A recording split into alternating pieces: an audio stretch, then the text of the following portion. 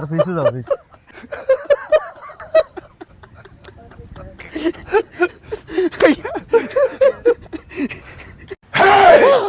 ভাই